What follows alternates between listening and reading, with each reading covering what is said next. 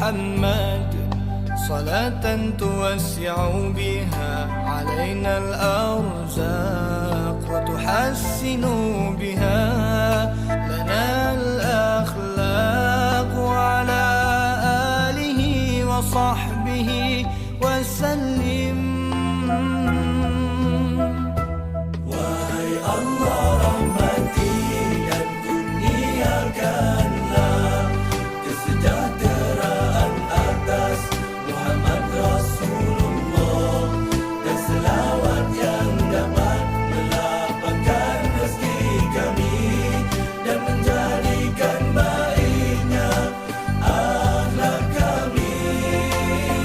Dan curahkanlah kesejahteraan atas keluarga dan para sahabatnya.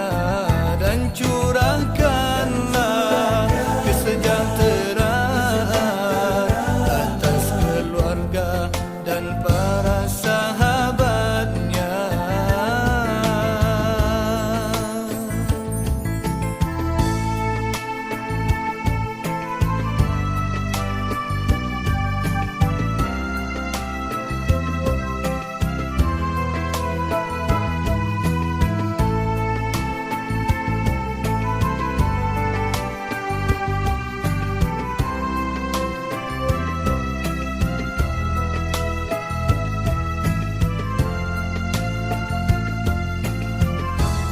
Allahumma salli ala Sayyidina Muhammad salatan tuwassi'u biha alayna al-arzaq wa tuhassinu biha lana al-akhlaq wa ala alihi wa sahbihi wa sallim.